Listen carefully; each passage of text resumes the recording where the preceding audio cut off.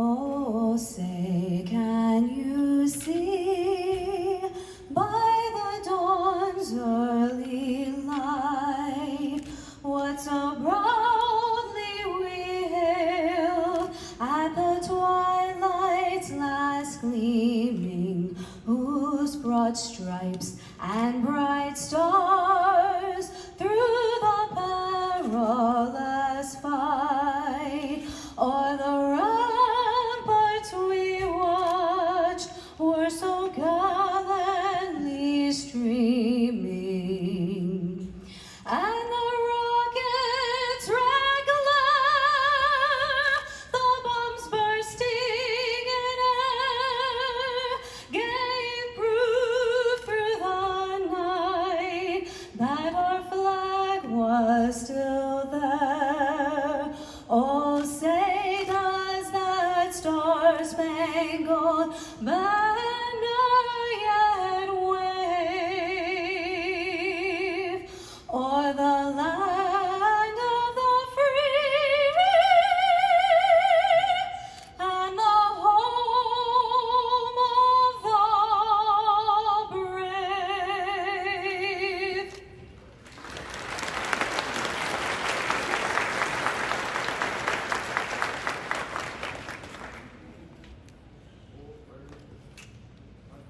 Ladies and gentlemen, please welcome today's Master of Ceremonies, former CNN space correspondent and award-winning journalist, Mr. John Zarella.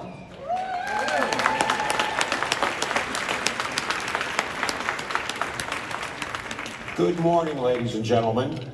Thank you, Embry-Riddle Naval ROTC Color Guard, and Ms. Perdue.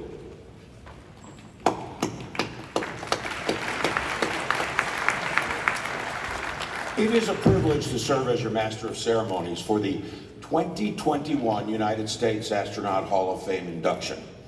Yes, you heard me correctly. Although we are just a few weeks away from the start of year 2022, we are here today to celebrate the Hall of Fame induction for the class of 2020. Our 3 inductees were selected in 2020, however, their induction ceremony has been postponed until now to allow us to safely honor their achievement with their friends and families. Thankfully, patience and perseverance are prerequisites for an astronaut career, and these 3 spaceflight veterans, all of whom have spent significant time living aboard the International Space Station, were undoubtedly better prepared to handle the pandemic than any of us. They're no strangers to isolation, cramped quarters, wearing protective face masks. If you think putting on a mask is cumbersome, imagine how it feels to put on an EVA suit and helmet every time you want to go outside. After the last 2 years we've all had, it is even more meaningful to be with you in person for the very special and time-honored event. May we never again take for granted the opportunity to gather together in celebration as we are today. This is indeed a long-awaited and joyous occasion as we prepare to honor 3 distinguished space explorers who have each enjoyed a record-breaking astronaut career and have made incredibly significant contributions to NASA and the world. Because this ceremony has fallen so late in the year, there will not be a 2021 class of inductees. But I think when you hear the accomplishments of these three astronauts, you'll agree that they are more than qualified to represent both years. Today, at long last, we induct three astronaut heroes into the United States Astronaut Hall of Fame: Michael Lopez-Alegria, Pam Melroy, and Scott Kelly.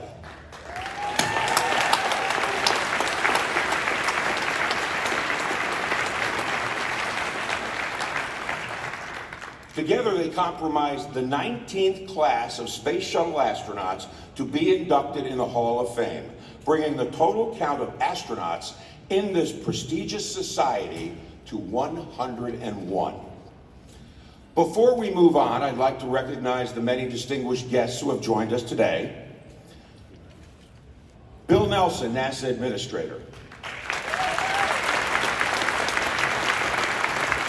Hortense Blackwell, Director of Communications and Public Engagement, NASA's John F. Kennedy Space Center. Michael Griffin, former NASA Administrator. Her Excellency Maggie Macario Doyle, Ambassador of the Principality of Monaco to the United States and Canada. Among our distinguished guests are, of course, a number of astronauts. Please welcome, in flight order, John David Bartow, Bernard Harris, Wendy Lawrence, Katie Coleman,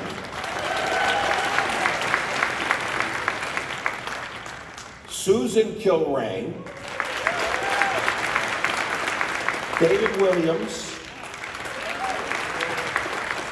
and Sandy Magnus.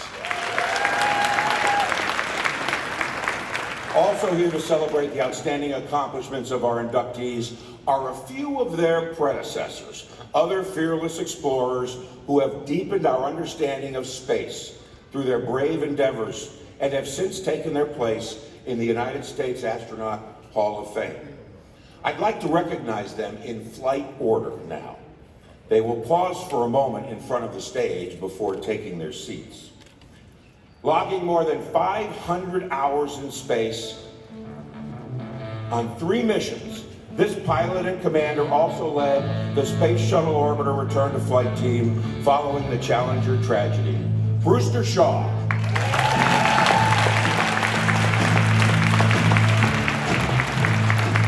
An accomplished fighter pilot who dedicated 25 years to military service.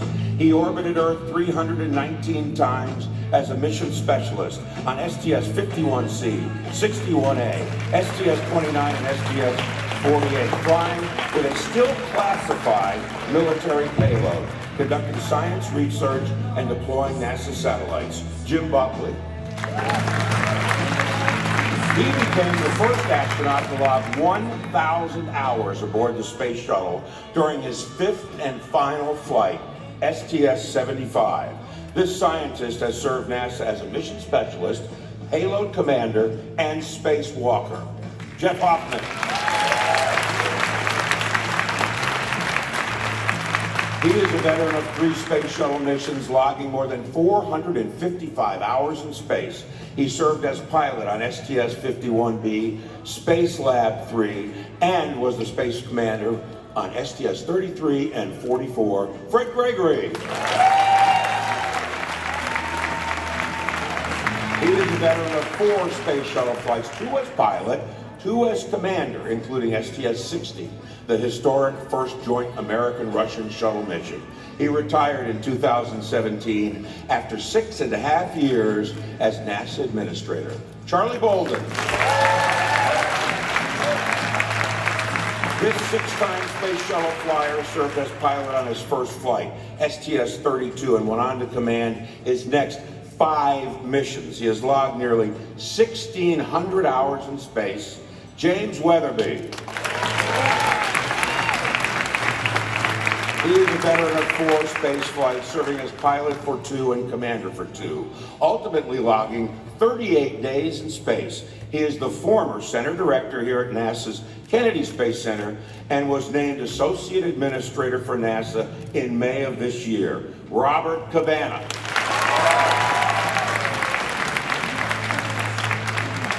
He was the second American commander of the International Space Station and completed the first night landing of the Space Shuttle at Kennedy Space Center. He was the commander of the ISS during the attacks on 9/11. Frank Culbertson.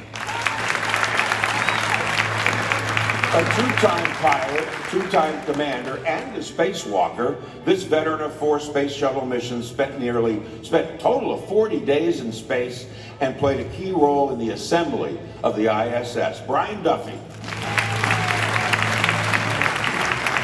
He is a veteran of 6 space flights, during which he logged more than 1,380 hours, or 57 days in space. He also served as commander of STS-95, John Glenn's historic return to space. Kurt Brown.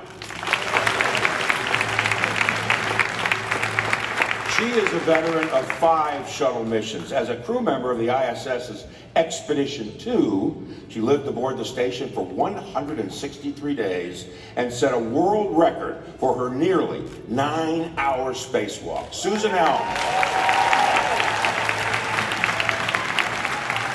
She is a veteran of 5 shuttle missions as a crew member of the ISS's Expedition 2. Oh, I just did that. Susan, I'm giving you the introduction twice. That's how good it was and how good you are. She is a veteran of 4 space flights, logging more than 35 days in space. She first made history in 1995 when she took the controls of Discovery on STS-63 to become the first woman space shuttle pilot. She again made history as commander of Columbia on STS-93. Eileen Collins. This 5-flight veteran has logged more than 58 days in space. He conducted 8 spacewalks totaling 58 hours and 30 minutes on 3 different missions to repair the Hubble Space Telescope. John Grunsfeld. He is a 5-time space shuttle astronaut who has logged more than 1,600 hours in space. He flew as mission commander on 2, including STS-96, the first ever docking of a shuttle to the International Space Station. Kent Rominger. Kent? He commanded the second return-to-flight mission after the Columbia tragedy and the final flight of the Space Shuttle Discovery. He logged 62 days, 22 hours, and 33 minutes. We don't have the seconds here. In space to serve as, and you served as chief of the astronaut office. Steve Lindsay. He served in various roles at the Johnson Space Center and NASA headquarters, piloting 2 space shuttle missions and commanding 2 more, including STS-125, the 5th and final servicing mission for the Hubble Space Telescope. In total, he spent more than 51 days in space, but his greatest accomplishment may be that he is the 2-time champion of the Astronaut Cocktail Challenge, the reigning champion, Scott Altman. We bow to your excellence, sir. On her 3 space flights, she has served as a mission specialist, flight engineer, and prime robotics operator, performing spacewalks crucial to the assembly of the ISS. She helped lead return-to-flight efforts and oversaw the final flights of the Space Shuttle. Janet Kavandi. Thank you to all of the distinguished astronauts who have taken the time to join us today. Let's have one more round of applause for our United States Astronaut Hall of Fame astronauts.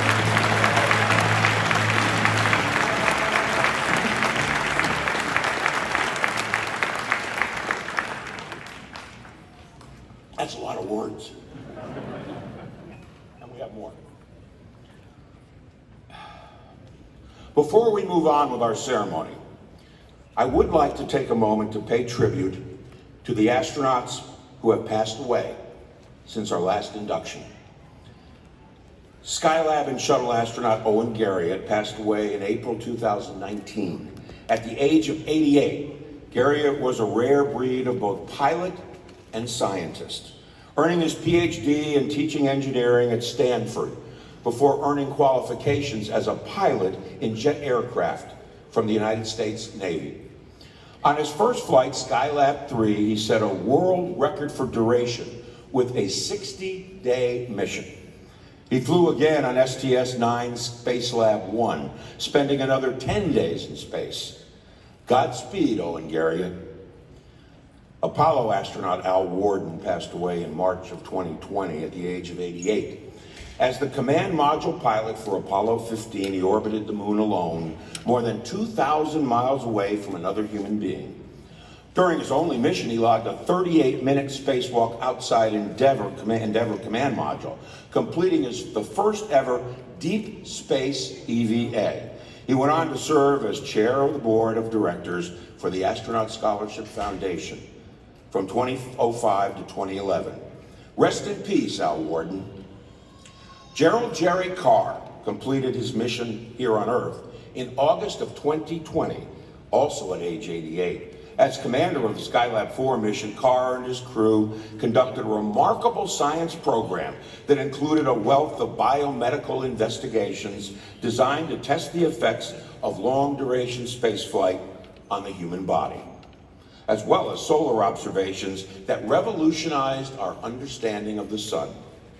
He then turned his attention to the Space Shuttle program and the consideration of human factors that were pivotal in shaping NASA's long-term space missions.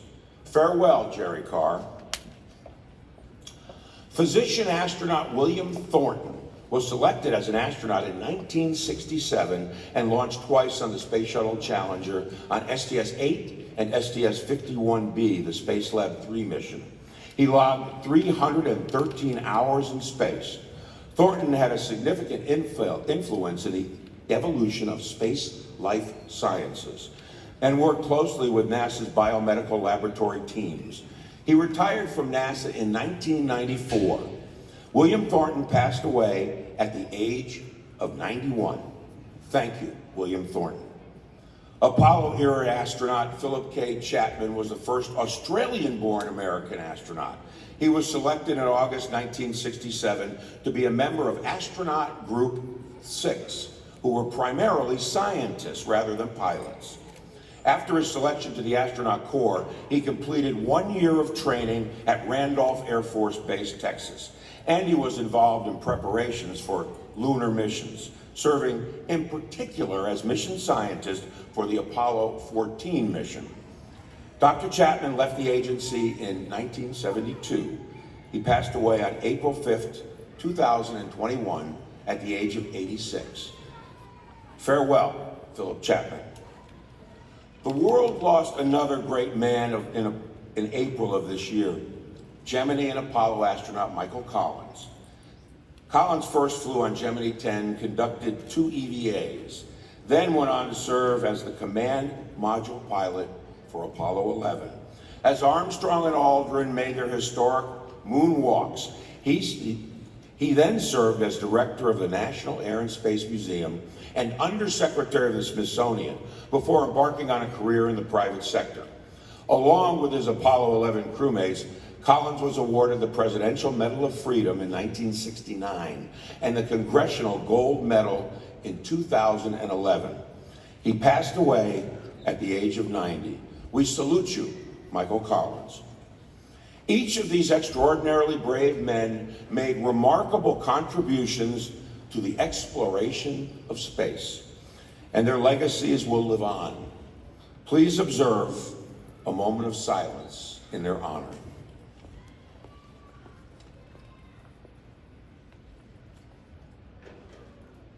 Thank you. Ladies and gentlemen, here to say a few words on behalf of the Kennedy Space Center Visitor Complex is Chief, you're the chief, aren't you? The Chief Operating Officer, Mr. Theron Protze. Theron?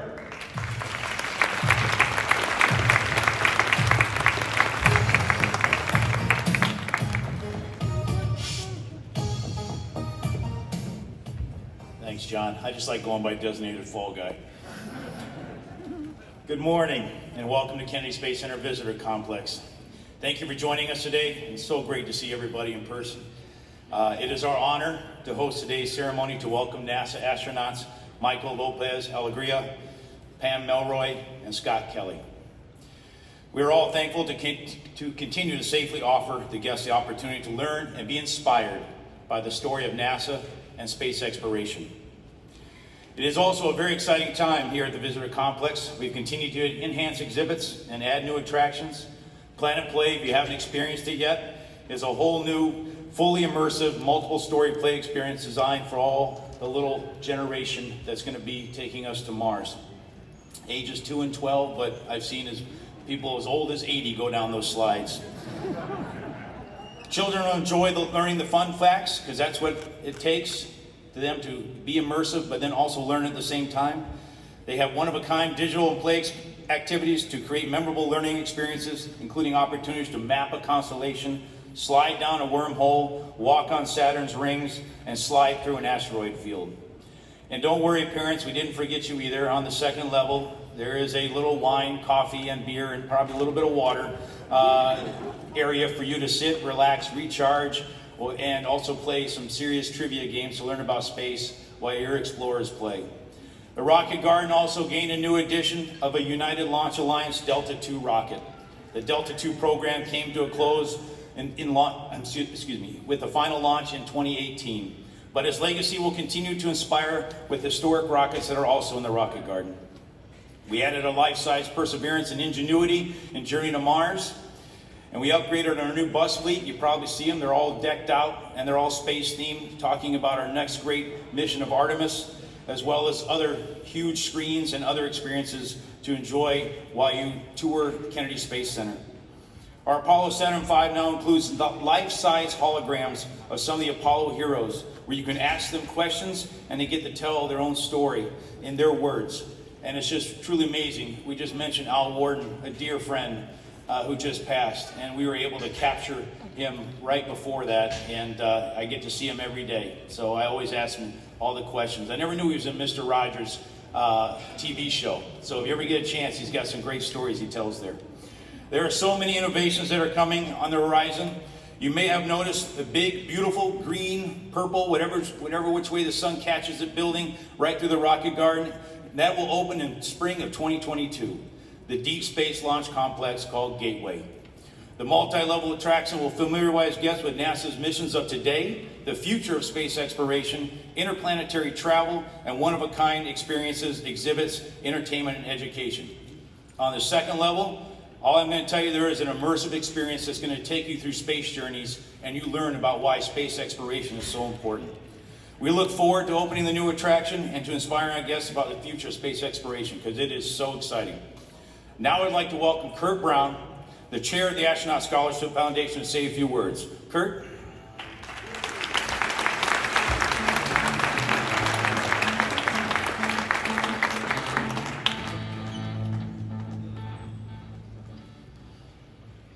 Well, those are tough acts to follow, but good morning, everyone, and thank you all for being here with us today.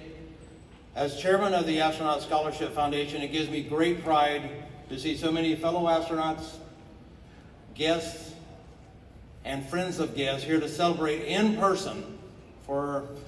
We were gone for 2 years, we're now back, but we're here in person to induct Michael Lopez-Alegria, Pam Melroy, and Scott Kelly into the United States Astronaut Hall of Fame.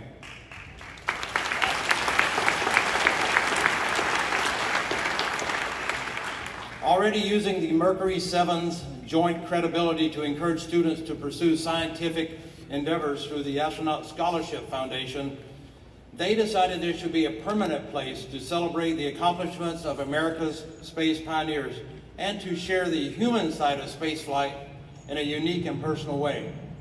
So their dream, the United States Astronaut Hall of Fame, became a reality in 1990. And 5 years ago, the Visitor Complex opened the Heroes and Legends, featuring the United States Astronaut Hall of Fame, presented by Boeing. Thanks to the partnership with Delaware North and the support of the companies and individual supporters, the Astronaut Scholarship Foundation awards a merit-based scholarship to more than 60 of the best and brightest STEM students annually. This prestigious astronaut scholarship is known nationwide for being among the highest monetary scholarships awarded to the undergraduate STEM students. Since its inception, ASF has awarded more than $7 million in scholarships to almost 700 of the nation's top students.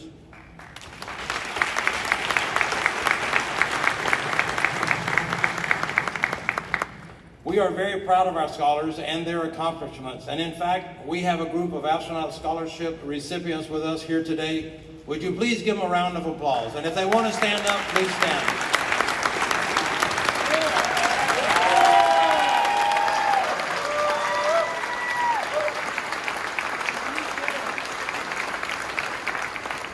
Thank you, scholars. They know why they come to these things, because they know they're going to have a good time. So thanks for showing up for us. We appreciate the support we receive from all the astronauts, our friends at NASA, as well as Theron Proxy and everyone at the Kennedy Space Center complex. We couldn't do it without all of you, obviously. Their support is truly appreciated.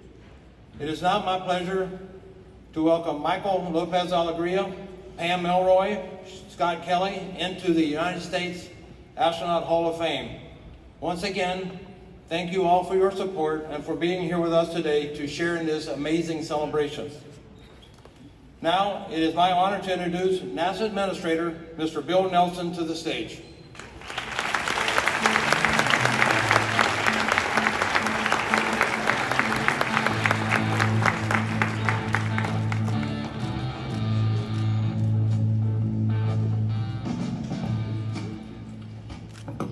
John Zarilla, thank you for serving as Master of Ceremonies.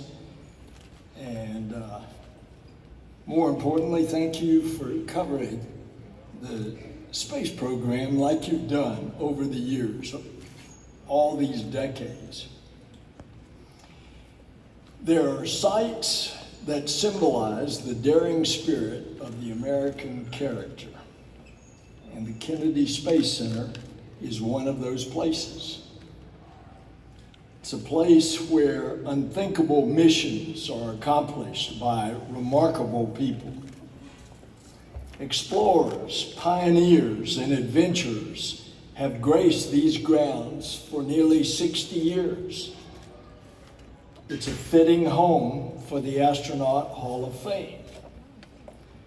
Astronauts cement America's reputation as a beacon of discovery.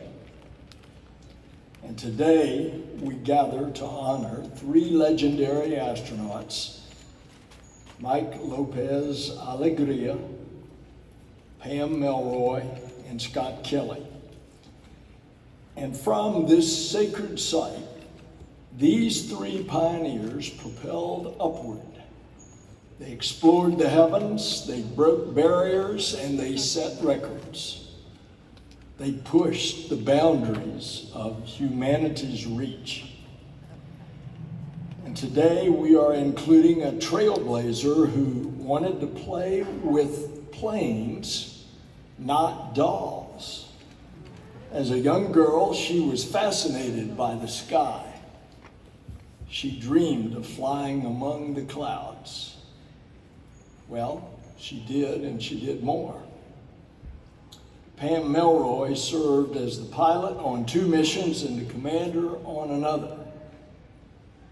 And if I might add, NASA is blessed to have a visionary leader like the deputy administrator. And before this, of course, she was the second woman in the Air Force to be a test pilot.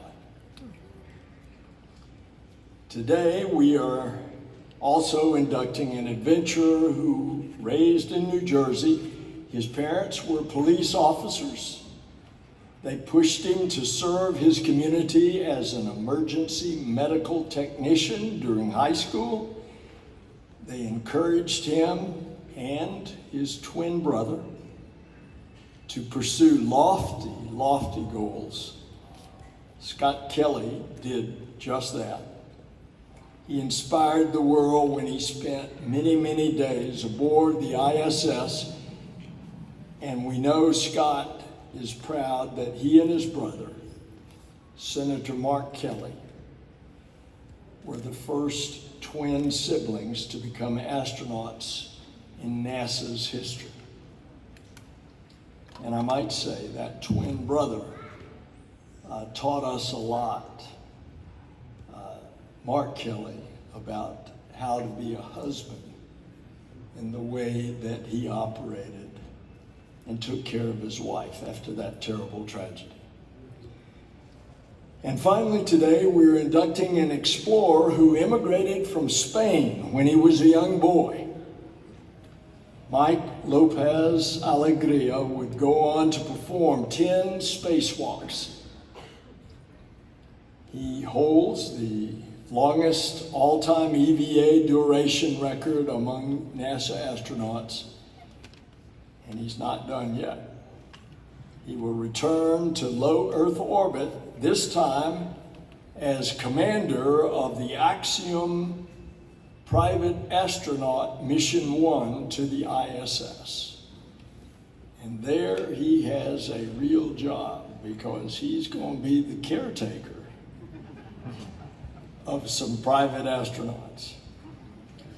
Well, we honor these three astronauts today for their extraordinary achievements in space, but let's also learn from their aspirations. Each of these individuals has a unique story. Each has ventured into the cosmos as a NASA astronaut. This agency has the ability to bring people together. It's one of the few in the federal government. And this agency has the opportunity to benefit humanity. We unify, we discover, we inspire, not only with the human spaceflight program, but all the science that we do in the aeronautical research. Next month, we're going to launch a telescope and position it 1 million miles from the Earth. On the opposite side of the Earth from the sun, it's going to peer out. It's going to peer through a keyhole in the sky. And it's going to look back and capture light from over 13 billion years ago. Light that was emitted only 250 million years after the Big Bang. The light that is the formation of the first galaxy. These are just some of the things that this little agency is doing in addition to the human space flight program. Americans and people from around the world will continue to come to this museum. Many of them will be children, and they are members of the new generation, the Artemis generation. And as they learn about the legacies of these astronauts, they too will be inspired. Perhaps they one day will join a NASA family as a technician or as an engineer, a mathematician, a scientist, maybe an astronaut. It's all a team. Maybe they'll walk on the moon, or maybe they'll take humanity's next giant leap and venture to Mars. There are limitless possibilities because of the endless inspiration found among these giants and in this museum. And so to Michael, to Pam, to Scott, congratulations on this well-earned recognition, and thank you for daring us to keep looking upward and pushing outward into the unknown. Thank you, and God bless you.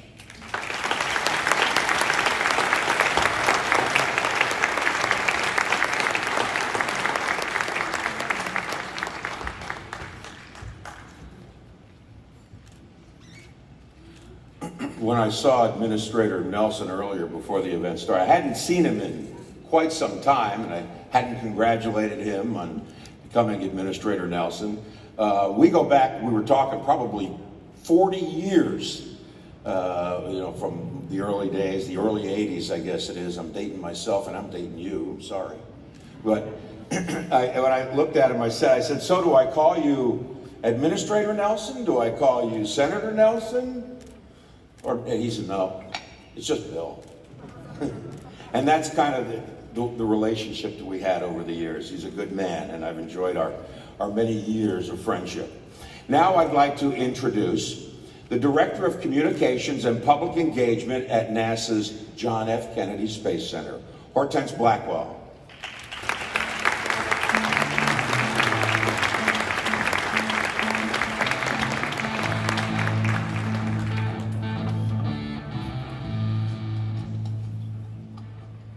Good morning.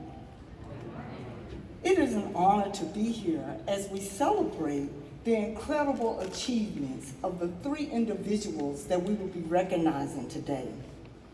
We often say here at the Kennedy Space Center that we launch the nation's dreams, but it is the dedication of men and women like Michael, Pam, and Scott who carry these dreams and lead us to a path forward for exploration. Earlier this week, we launched a crew to the International Space Station. And on that vehicle was the 599th, the 600th, and the 601st humans to fly in space. Now that may sound like a large number, but when we think back over the past 60 years of spaceflight and contemplate on the enormous strides we have made in science, technology, and exploration, we realize that the 601 people who have went to space is a small number indeed for the mighty achievements that we've made. The crew, the honorees. The honorees have showed their bravery, their perseverance, their integrity, their teamwork, and their determination to extend and do well in their exploration for flight. They have done remarkable things that we are at, and we honor them today. They, along with their fellow astronauts, have paved the way for the next 60 years for space exploration and beyond. We here at the Kennedy Space Center are very proud of all of their accomplishments. Michael, Pam, and Scott, on behalf of Janet Petro, the Center Director here at the Kennedy Space Center, and the entire KSC workforce, congratulations and thank you for your contributions to our country and to our planet. Thank you.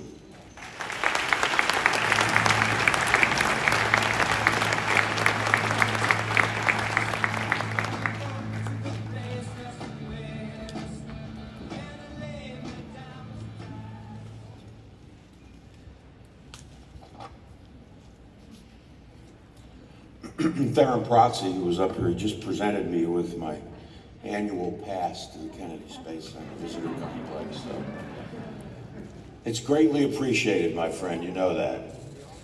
You all get them. Yes, you all get them. Is this annual or is it lifetime? I don't have that many years left. You could have given me a lifetime one.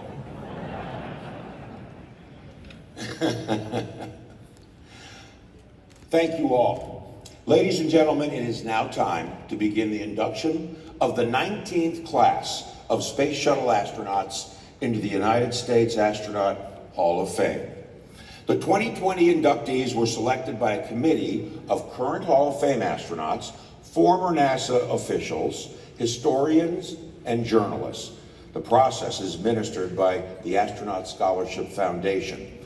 To be eligible, an astronaut must have made his or her first flight at least 17 years before the induction year and must be retired at least 5 years from the NASA Astronaut Corps. Candidates must be a U.S. citizen, a NASA-trained commander, pilot, or mission specialist, must have orbited the Earth at least once and made significant contributions to the study of space. Our first inductee is Michael Lopez-Alegria.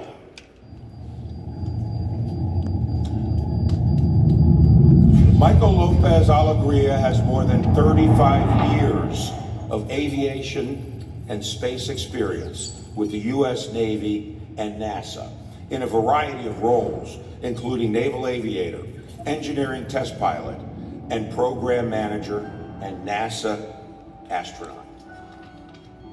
At this time, Michael Lopez-Alegria is preparing to board the vehicle. He will serve as the flight engineer on this mission. We have a go. Main engine started.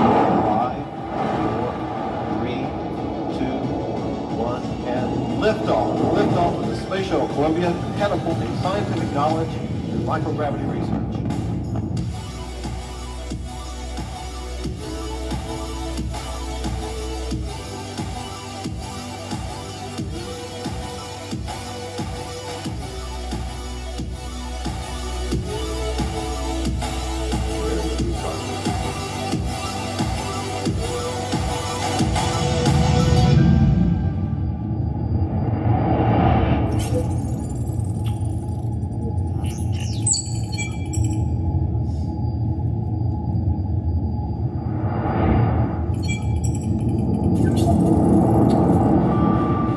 Here we have Michael Lopez-Alegria, Mission Specialist number 4. He will join Jeff Weisoff on EVAs 2 and 4. They will install and hook up PMA 3 to the Unity module of the International Space Station.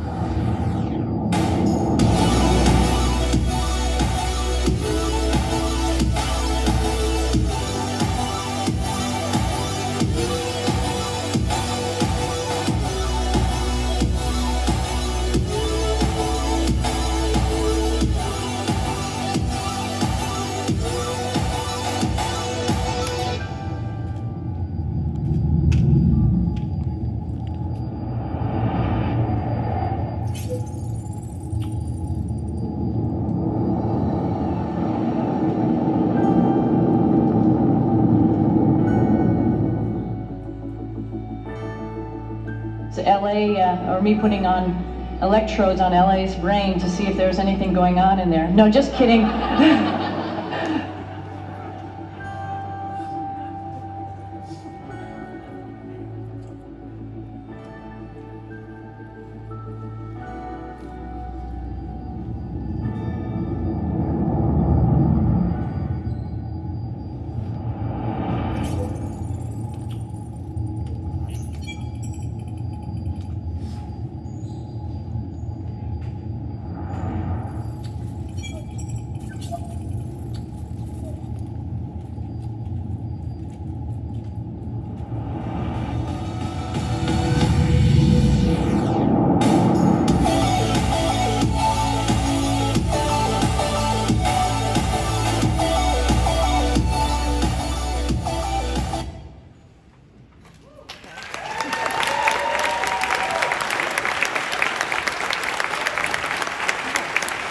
As you saw there, LA is a veteran of 4 space flights. During his first mission, STS-73 in 1995, he served as a mission specialist on this science-driven 16-day mission.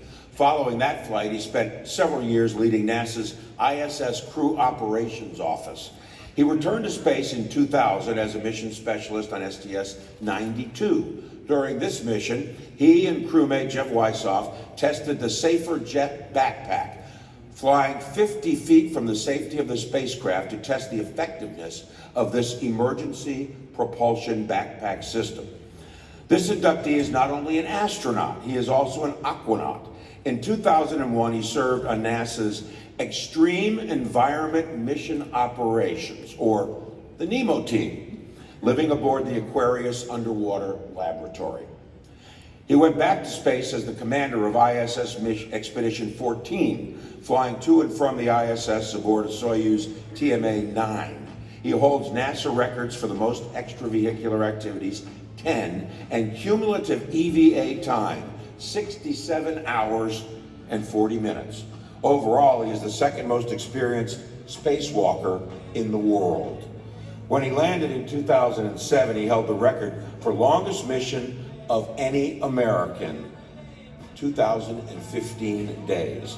Lopez-Alegria is the former president of the Commercial Spaceflight Foundation, where he was a spokesman, thought leader, and advocate with the U.S. Congress and pertinent executive agencies for favorable public policy on behalf of the commercial spaceflight industry.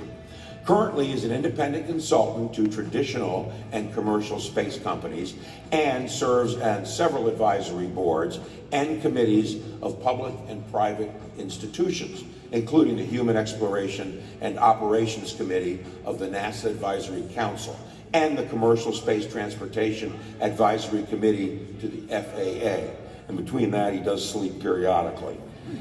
Lopez-Alegria is the chairman of ASTM International's Committee on Commercial Spaceflight and past president of the Association of Space Explorers, an international professional and educational organization of current and former astronauts. Please welcome Michael Lopez-Alegria.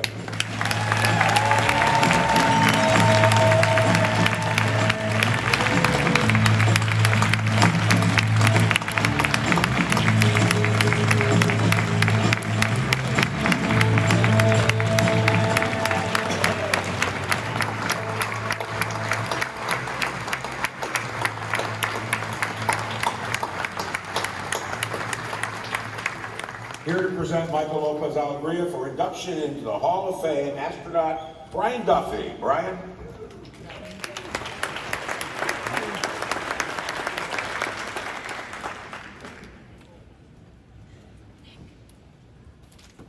Well, thank you, everybody. Mike just said, be nice.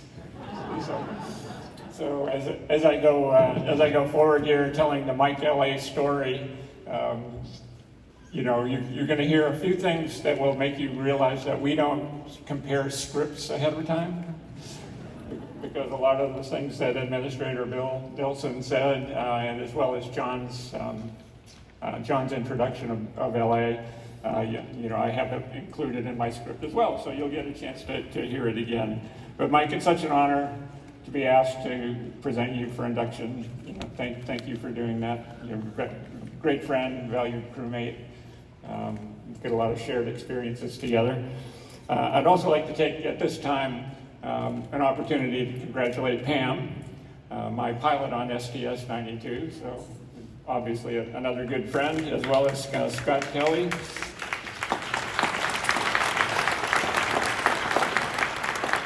I have to tell you, I'm not surprised that any of them are here.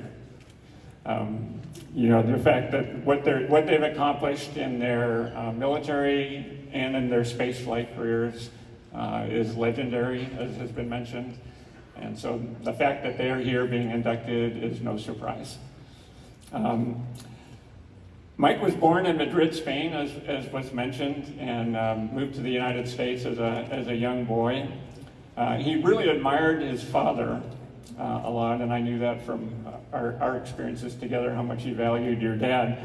Mike's dad, despite the fact that he didn't know a lot of English, moved the family to the United States, and he found work as an electrician. But to improve the family situation, his father went to night school while he was working full-time, and he became an electrical engineer.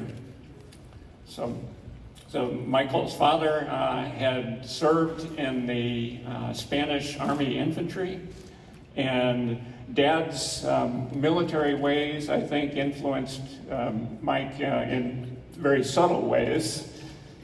There was a day in July of 1969 when the world stopped and watched what was going on as the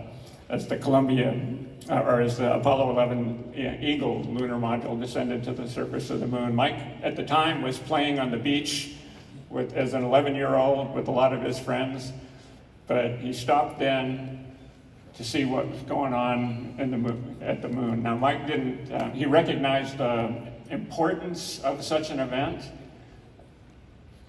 but he never thought it'd be part of the space program. So, Mike had many talents growing up. I asked him, what do you like to do in school when you're growing up? And what I learned was that he was a star, no surprise. He proving his varied interests. He told me that he was part of a group called the Geeks and the Jocks.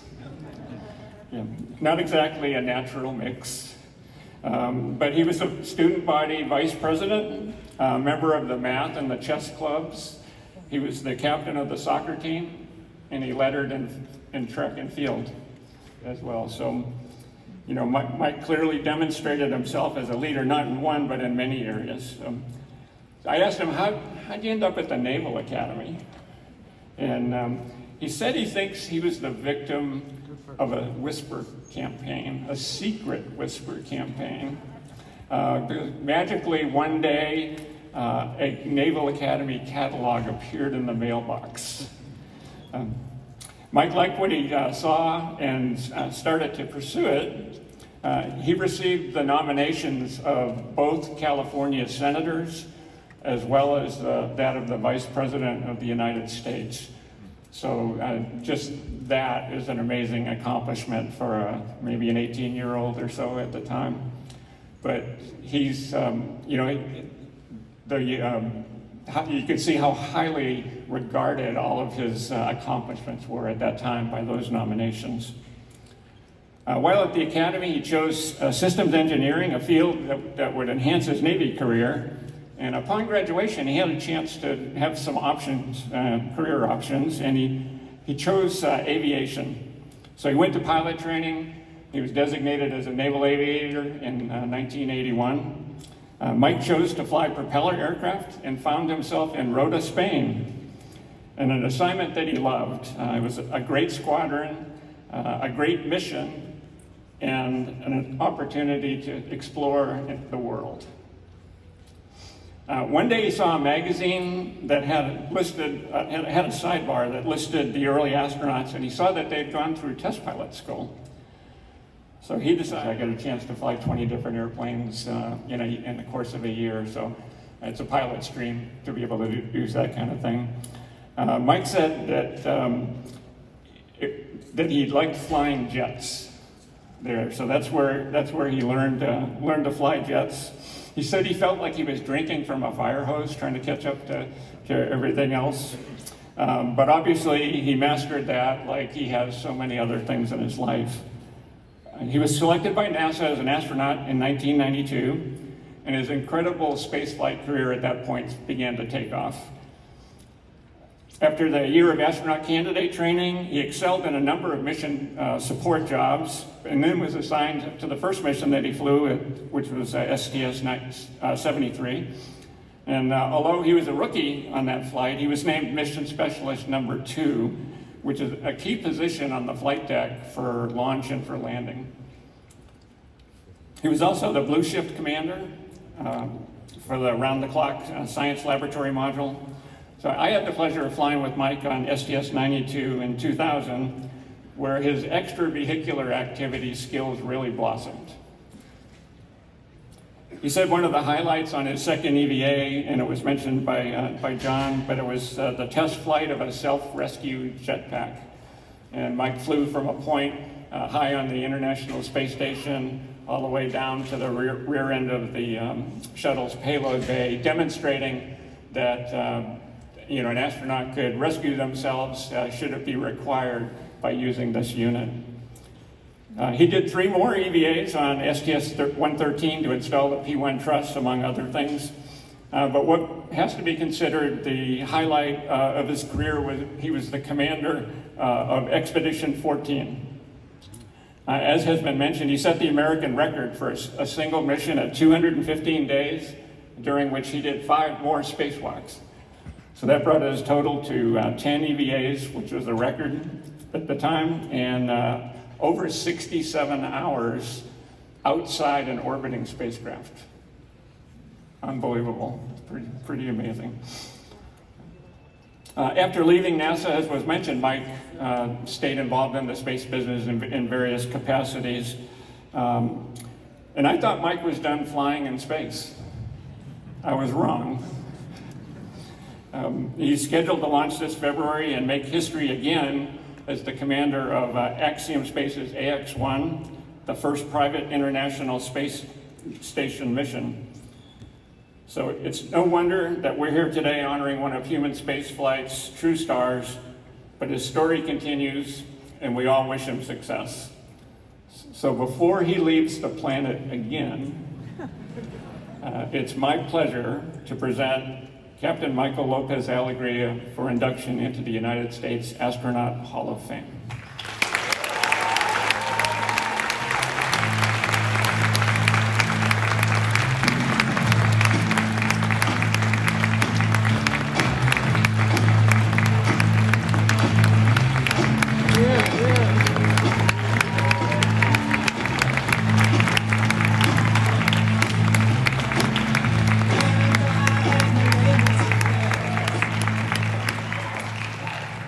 Brian is the Messiah. If you don't know what this is, it's from a movie called Life of Brian. Turns out it was a different Brian, but STS-92 crew went around calling him the Messiah all the time, which made him sign his emails NTM, not the Messiah.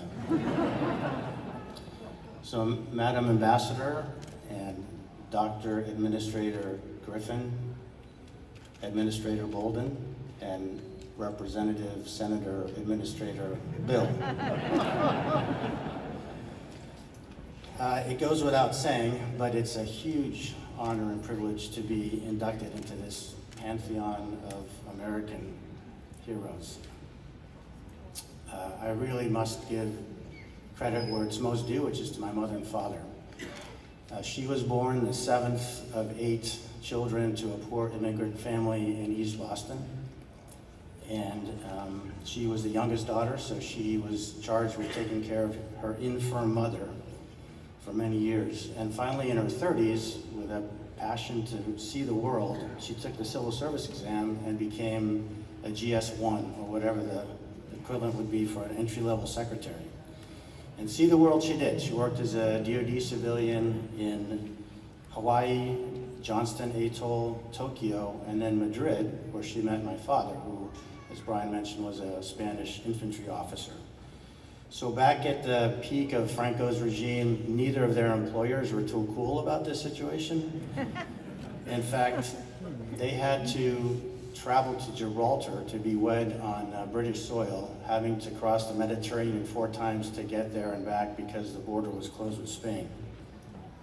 And at some point, the heat got too hot, and I wasn't even 2, and we emigrated to the US. And we rented a flat in the same building where my mother had been born and raised in East Boston.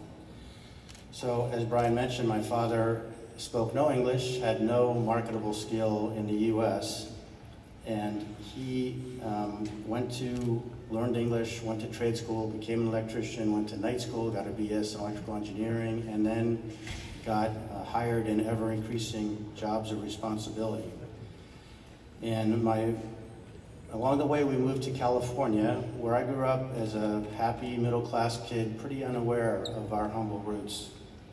And so while my parents were sort of living the American dream, I was having dreams of my own of becoming an astronaut. My next-door neighbor, best friend, and I played rocket ship in the closet of my bedroom, which was mocked up to look like some sort of space vehicle.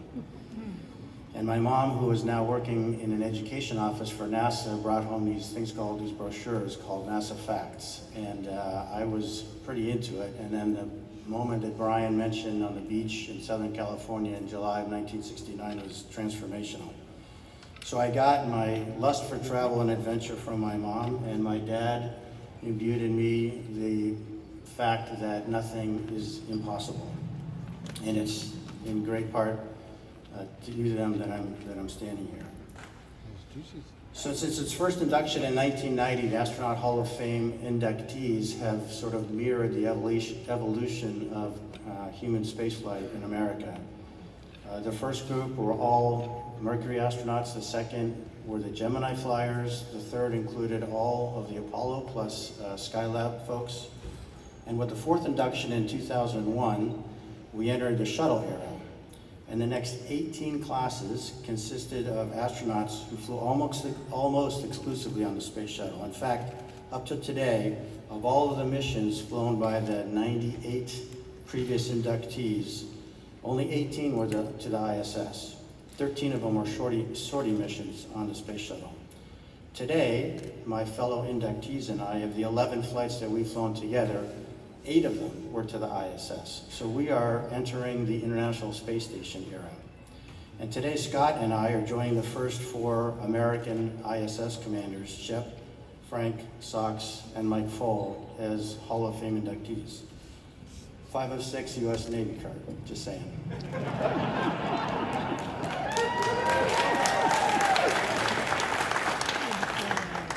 The ISS is a singular achievement in human history, an incredibly complex engineering project made even more challenging by its international proprietorship of 5 agencies in 15 countries. Starting in 1998, hundreds of miles above the Earth at over 17,000 miles an hour, it was put together piece by piece.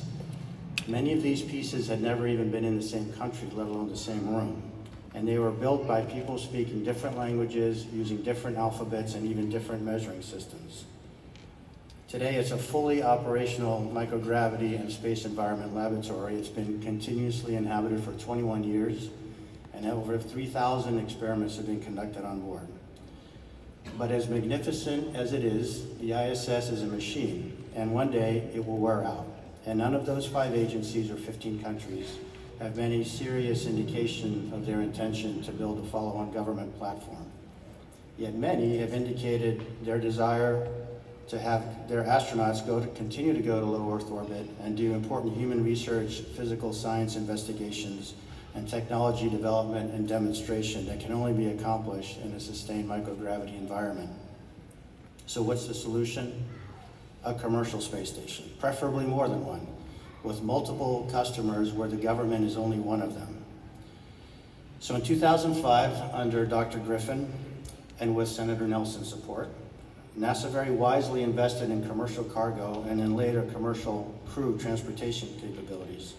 Today, 2 companies, perhaps soon to be 3, are providing robust and reliable transportation of tons of supplies and experiment material to the ISS. Similarly, SpaceX has demonstrated safe, cost-effective, and reliable crew transportation to the orbital outpost, with Boeing to come online soon. These capabilities will no doubt outlast the ISS and will be ready to serve commercial destinations. But will those destinations be ready when the ISS is retired? No place better than the Space Coast knows the impact of a gap in human spaceflight capabilities. The 9-year hiatus of human launches from the Cape was devastating to the local economy. It's very gratifying to see that under Bob Cabana's leadership, the Kennedy Space Center has not only survived, but it is thriving. Although much smaller in scale, NASA's commercial LEO development program, including private astronaut missions, is an attempt to mirror its wise commercial cargo and crew investment in non-government service providers to avoid such a gap in microgravity platform availability. But commercial destinations must, by their very nature, be profitable. And in order to grow a viable economy in LEO, lines of business that NASA, appropriately as a government agency, has ignored must now be considered. While it is the role of governments to expand new frontiers and then step aside in favor of commercial and entrepreneurs, without a profit incentive, those merchants will stay home, and NASA can ill afford a gap in access to LEO platform. It must expand its horizons and allow private astronaut missions to plumb the gamut of revenue-generating opportunities, including advertisement, brand placement, and even entertainment. And while I know that's anathema to many of us, it is a critical step in building the demand that commercial platform providers need to close their business case. Else the enterprise will fail and access to low Earth orbit will end with it. To close, those of us being inducted today stand on the shoulders of those of you who come before us. It is truly an honor, and we take very seriously our solemn duty to bear the weight of those who come after us. At some point in the not too distant future, the first Artemis era astronaut will be standing on this stage, delivering their remarks. And I am hopeful that they will be sharing this stage with somebody who has spent time on a commercial LEO platform. Thank you.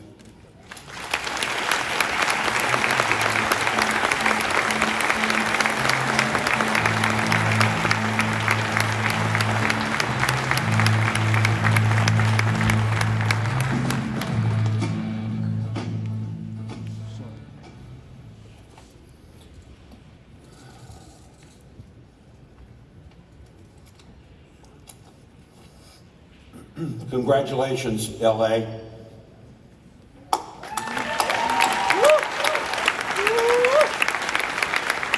And now it's time to introduce our second candidate for induction into the United States Astronaut Hall of Fame, Pam Melroy.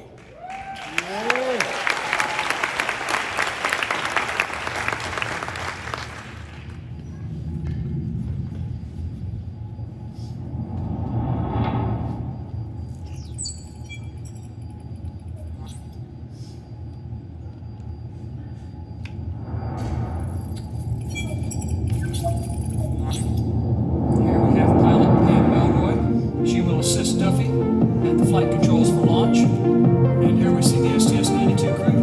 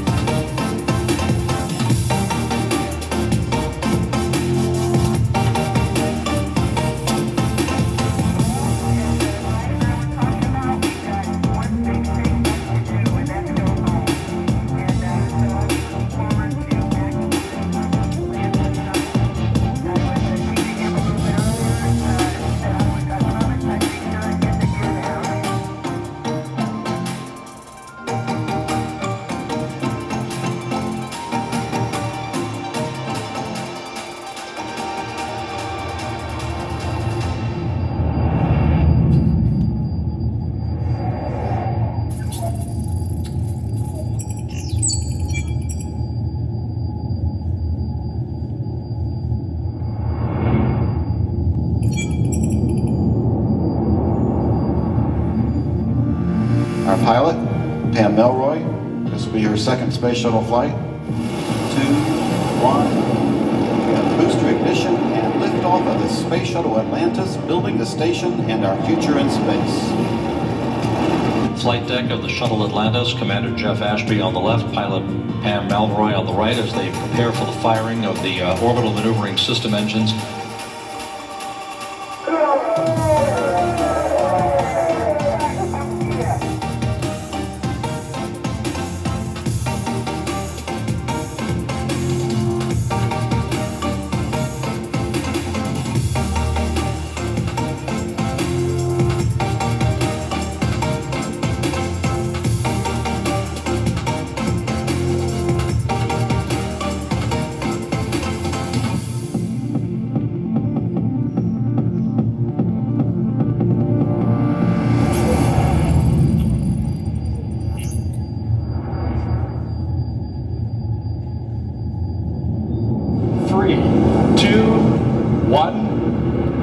Booster ignition and liftoff of Discovery. hoisting harmony to the heavens and opening new gateways for international science. Discovery has cleared the tower. Houston now controlling. Discovery Commander Pam Melroy. Nice teamwork. Phenomenal. Excellent work, guys. Excellent.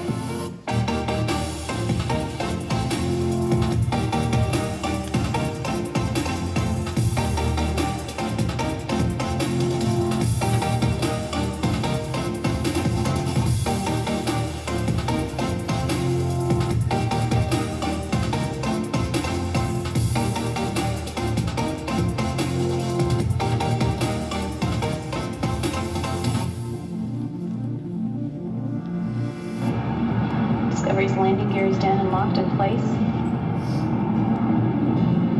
It's great to be back in Florida, especially the home of Discovery.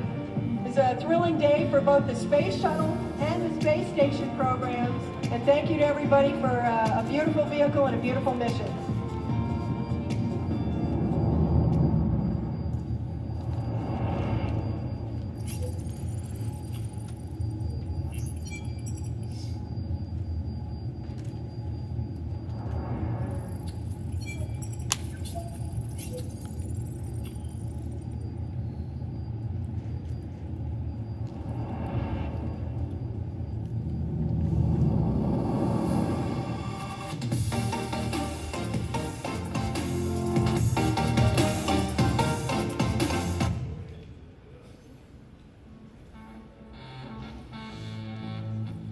Pam Melroy holds a bachelor's degree in physics and astronomy from Wellesley College and a master's degree in earth and planetary sciences from the Massachusetts Institute of Technology. She was commissioned through the Air Force Reserve Officers Training Corps, ROTC program in 1983. As a co-pilot, aircraft commander, instructor pilot, and test pilot, she logged more than 6,000 flight hours in more than 50 different aircraft before retiring from the Air Force in 2007 with the rank of colonel. She is a veteran of Operation Desert Shield, Desert Storm, and Operation Just Cause, with more than 200 combat and combat support hours. Melroy was selected as an astronaut candidate by NASA in December of 1994, initially assigned to astronaut support duties for launch and landing. She also worked advanced projects for the astronaut office and performed capsule communicator, CAPCOM, duties in mission control. In addition, she served on the Columbia reconstruction team as the lead for the crew module and served as deputy project manager for the Columbia Crew Survival Investigation team. In her final position, she served as branch chief for the Orion branch of the astronaut office. One of only 2 women to command a space shuttle, Melroy logged more than 924 hours, or 38 days in space. She served as pilot on 2 flights, STS-92 in 2000 and STS-112 in 2002, and was the mission commander on STS-120 in 2007. All 3 of her flights were assembly missions to build the International Space Station. After serving more than 2 decades in the Air Force and as a NASA astronaut, Melroy took on a number of leadership roles, including stints at Lockheed Martin, the Federal Aviation Administration, the Defense Advanced Research Projects Agency, Nova Systems Australia, and as an advisor to the Australian Space Agency. She also served as an independent consultant and a member of the National Space Council's Users Advisory Group. Pam Melroy was sworn in as the NASA Deputy Administrator on June 21st of this year. Among her duties as Deputy Administrator, Melroy is responsible for laying the agency's vision and representing NASA to the Executive Office of the President, Congress, heads of federal and other appropriate government agencies, international organizations, and external organizations and communities. Please welcome Pam Melroy.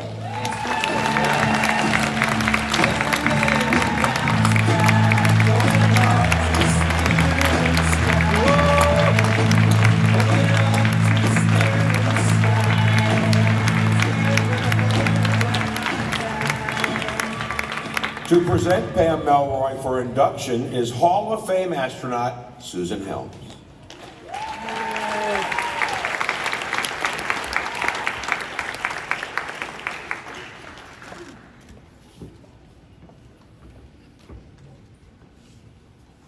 Well, thank you everybody for being here for this August occasion, and I'd like to congratulate Pam and Mike L.A. and Scott for being so well deserving to be inducted into today's Hall of Fame ceremony.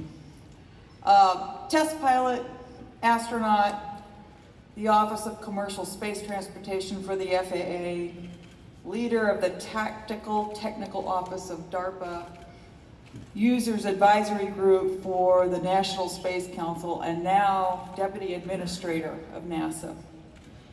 If there was one person who epitomizes the term giving back in support of our nation's space aspirations, it's Pam Melroy. Grown from humble circumstances and the daughter of a super supportive mother, Helen, and a wicked smart father, Dave, who has his own special history, by the way, in computer engineering, Pam had a laser focus on exactly who she was and what she wanted to be. At 8 years old, after seeing Neil and Buzz step on the moon, she just knew at that moment she wanted to be an astronaut. And never mind that at that time, the idea was completely unthinkable for a girl to want to do that.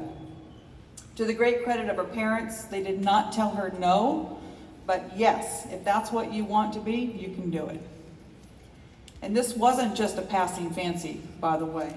When Pam went to college at Wellesley in 1979 to get her bachelor's degree in physics and astronomy, she attended a meet and greet for new students. And from what I've heard, I think the conversation she had at that point went something like this. Hi, I'm Pam Melroy and I'm gonna be an astronaut. And I'm sure her fellow students probably thought, yeah, right. They may have underrated her drive, but now, years later, they surely have not forgotten that moment when their bright, ambitious classmate actually predicted the future. And for all of us, it of course reminds me of a phrase we often say that epitomizes Pam as a leader, which is, don't tell me no, just tell me how we get to yes.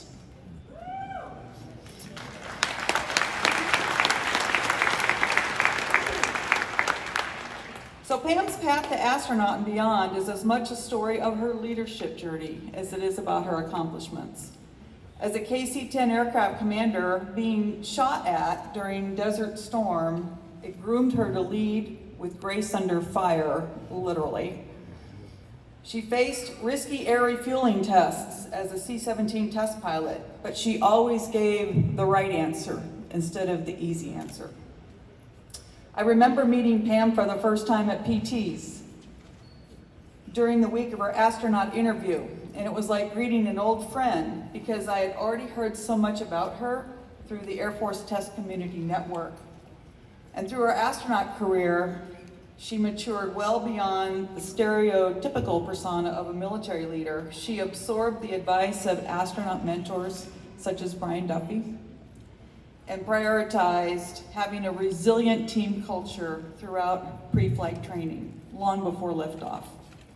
Her crewmates told me that she was incredibly thoughtful, with high emotional intelligence, and as a leadership strategy, she really liked to build cohesive teams. So when you think of Pam's North Star as an aspect of her character, one thing came across from everyone I talked to. She really cares about the people that she leads. Many may remember Pam's third mission to the International Space Station, STS-20.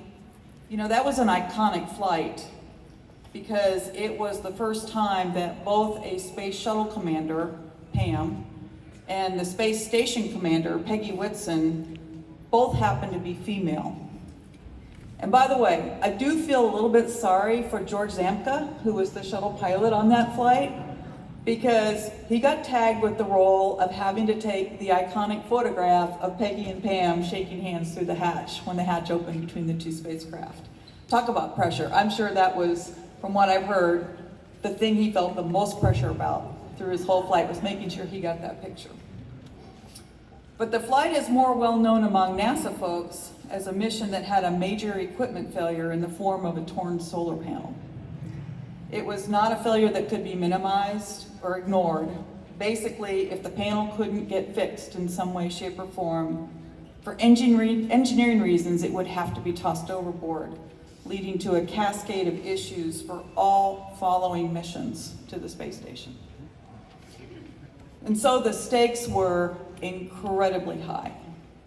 Mission Control worked out a fix, but the twist to the story is that that fix would involve executing a major, risky spacewalk that had never been envisioned nor practiced. But as a great leader would do, Pam had prepared herself and her crew to expect the unexpected. It was exactly the kind of scenario where the leader of the team has to dig deep inside, find inner strength in the face of adversity, and keep cool-headed on everyone's behalf. Both Peggy and Pam later told me that this was by far the greatest spaceflight challenge that either had faced, but the results speak for themselves. Through careful planning and risk management by the entire crew, the spacewalk was successful and the solar panel was secured. And I'm here to tell you that Pam's leadership qualities, from everything I've heard from crewmates, was certainly a cornerstone upon which that success stood. You know, there's a little grace note, by the way, to add to the 120 mission. Apparently, after the shuttle had arrived, Pam had brought Peggy a gift, a little ring with the word Harmony engraved on it that Peggy could wear on a chain around her neck. So Harmony was the name of the module, as you all heard today, that was brought up to the ISS in the payload bay of STS-120, Pam's mission. And then to Peggy's surprise, every shuttle commander who came up to the ISS for the rest of Peggy's tenure would bring an engraved charm to add to Peggy's necklace around her neck, bearing the names also of the modules that they brought.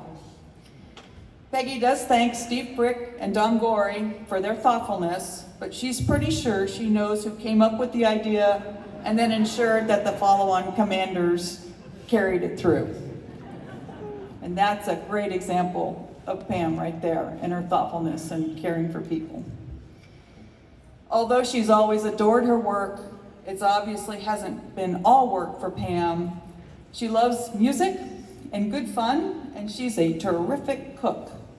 I also hear she's a big dancer and that there's some footage somewhere that proves that, but I haven't been able to find that footage yet, Pam. Just send it to me when you pull it off your computer.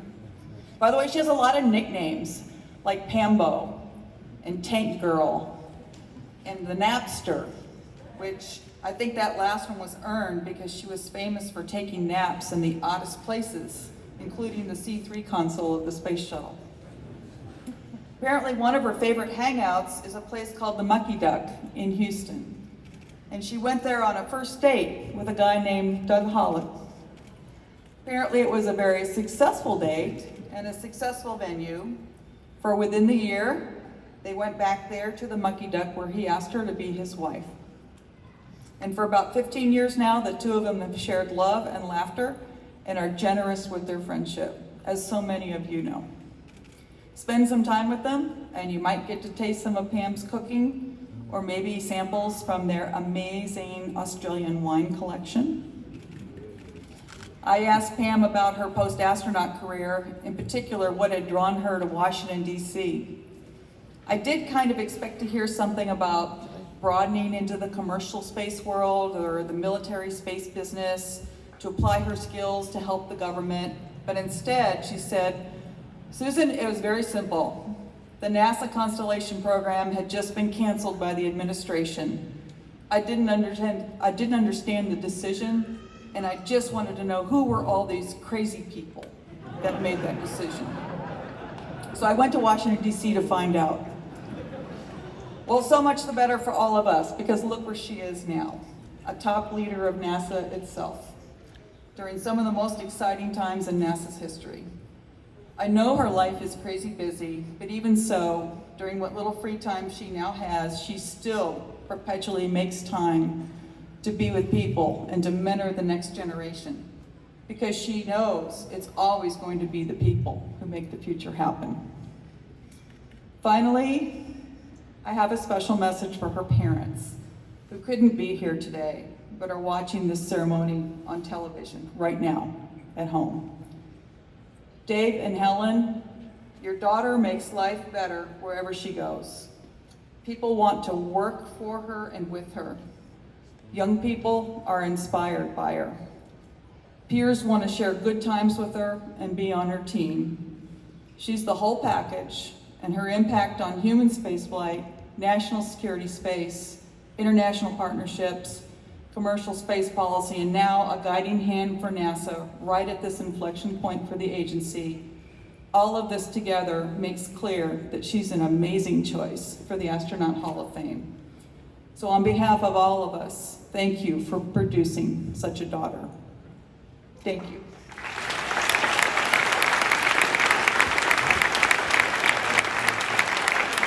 Okay, Pam, here we go.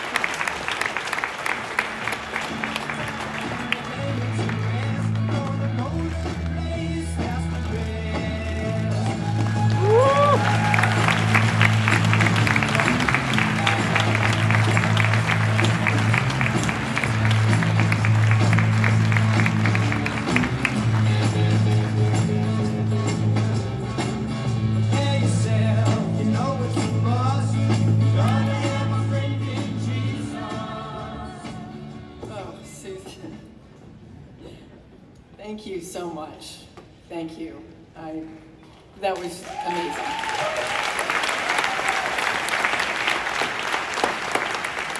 You know, I have to say that I have been a little bit nervous. I really hate having, sitting and having somebody talk about me, but you know what? That was awesome.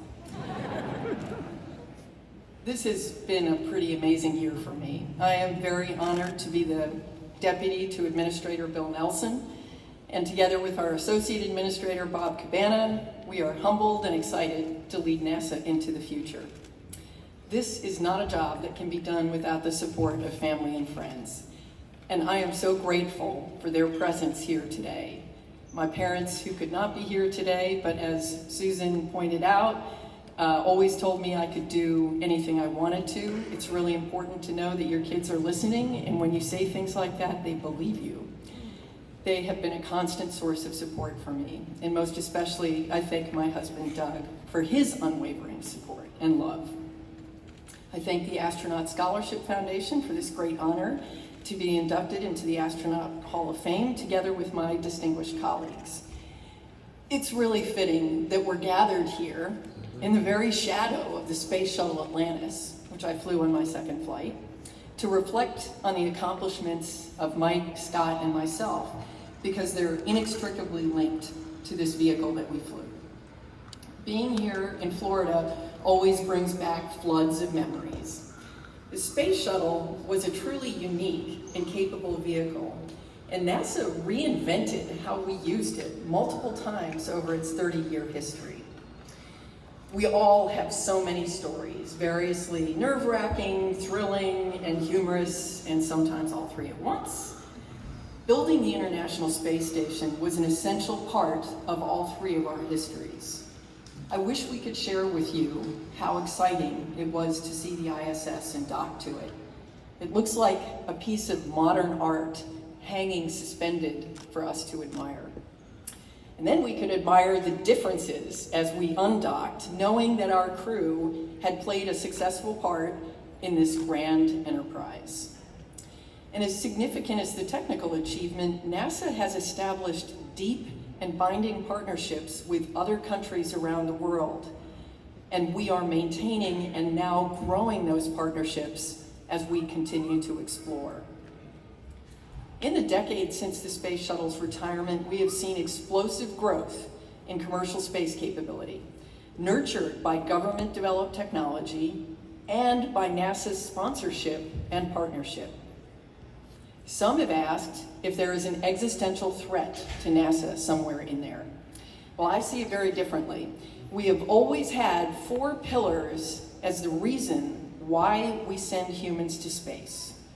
We do it for scientific research, for national leadership in technology, for excellent jobs in a high-growth industry, and of course, the 4th pillar, for inspiration. And none of that has changed. In fact, we have more choices now about how to accomplish those goals as we have an increasingly capable and sophisticated industry. NASA has been the engine for commercial space capability, and our fuel for that engine is exploration. So we're poised to return to the moon. We are truly at an inflection point. The mighty monster rocket, with the first crew vehicle capable of sustaining humans in deep space and returning them to Earth since Apollo, waits not far from here. We hope to light that candle and celebrate the launch of Artemis 1 in just a few months. However, instead of the single paramount objective of sending humans there and returning them safely to Earth that defined Apollo, we are building a program to achieve a series of objectives that will provide the blueprint to how we maintain a human presence as we explore the solar system and then the universe. Yes, of course, like Apollo, we must demonstrate the capability to keep humans alive, transport them to and from their destination. But we must also learn how to develop infrastructure, communications, positioning, navigation, and timing, power, landing sites, and even the ability to extract rocket fuel from in-situ resources. And despite the great scientific riches we gained by bringing moon rocks back to the Earth from Apollo, we can do so much more now. We have to develop capabilities to do far more science with humans on the surface of another planet. This is a major paradigm shift. And each step of the Artemis program is going to take us on this journey to prepare us for the next major destination, Mars. Even today, the Perseverance rover is taking samples in the place on Mars most likely to have hosted life in the past, the Jezero crater. And together with our European partners, those samples will be returned to the Earth in the early 2030s, guiding and supporting us to direct human exploration to the places of maximum impact when we go.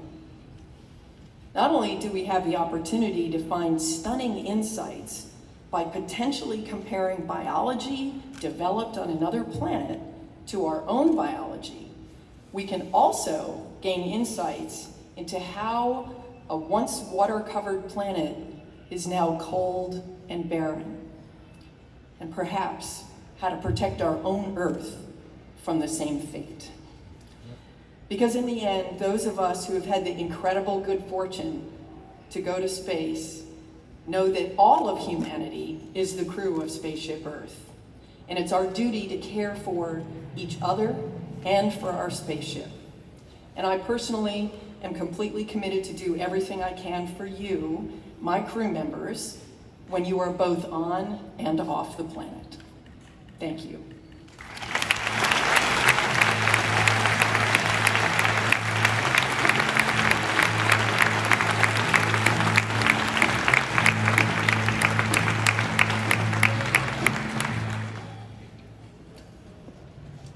Congratulations, Pam Melroy.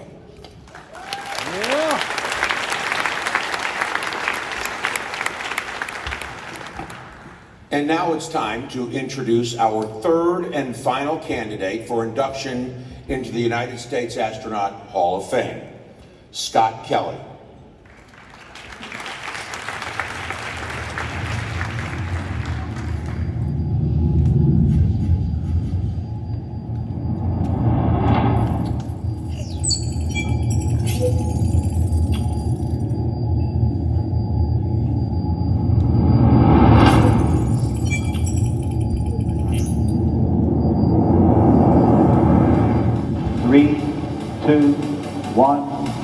we have booster ignition and liftoff of the Space Shuttle Discovery on our mission to prepare the Hubble Space Telescope as we venture into the 21st century.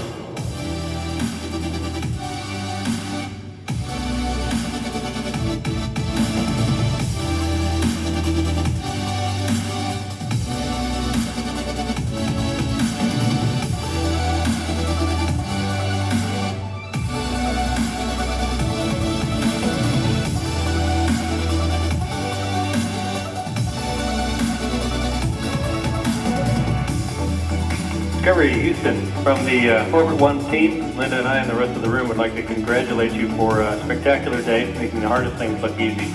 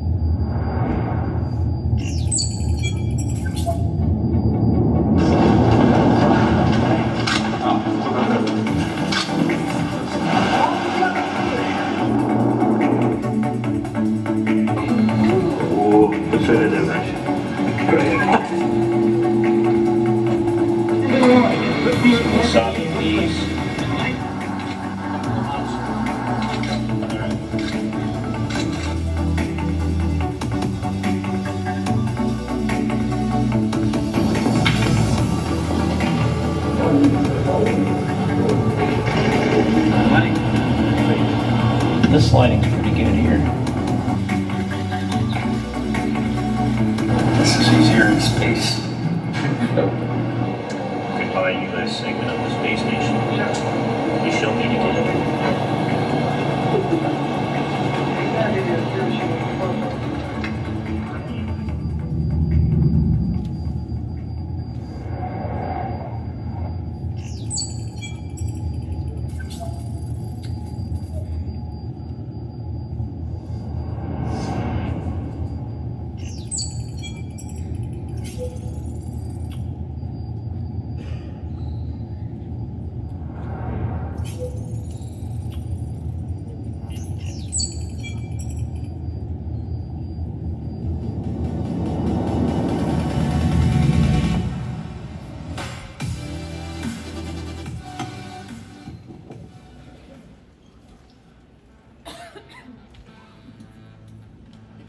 Scott Kelly is a retired American astronaut and United States Navy captain, U.S. spaceflight record holder, and an experienced test pilot who has logged more than 15,000 hours of flight time in more than 40 different aircraft and spacecraft. A former fighter pilot, he flew the F-14 Tomcat aboard the aircraft carrier USS Dwight D. Eisenhower. Kelly was selected by NASA as an astronaut in 1996, A veteran of 4 Space Shuttle flights, he piloted Space Shuttle Discovery to the Hubble Space Telescope in 1999 and commanded Space Shuttle Endeavour on a mission to the International Space Station in 2007. He also took 2 flights on the Russian Soyuz spacecraft, launching and landing from Kazakhstan. Kelly has commanded 2 extended stays aboard the International Space Station. In 2010 and 2011, he spent 159 days in space. He went on to more than double that number in 2015 and 2016, when he spent a record-breaking 340 days living aboard the ISS. He also took 3 spacewalks during what came to be known worldwide as the Year in Space. Kelly has traveled more than 200 million miles, which is more than twice the distance to the sun, and has orbited the Earth more than 8,300 times. He has received many awards and honors, including the Defense Superior Service Medal, the Legion of Merit, and Distinguished Flying Cross. He was on the cover of Time magazine in December of 2014 and was named one of the 100 most influential people in 2015. And he was recognized at the 2015 State of the Union Address by President Barack Obama. He was appointed champion for space by the United Nations Office for Outer Space Affairs. He is a fellow of the Society of Experimental Test Pilots and a member of the Association of Space Explorers. Kelly is also a sought-after public speaker and author of 2 New York Times bestsellers. His memoir, Endurance, as well as Infinite Wonder, a collection of images he photographed aboard the ISS.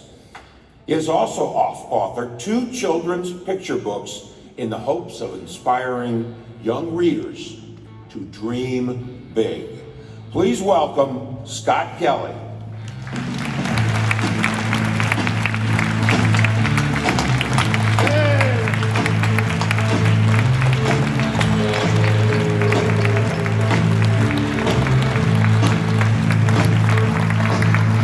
To present Scott Kelly for induction is Hall of Fame astronaut, former KSC Center Director, and current Associate Administrator for NASA, Robert Cabana.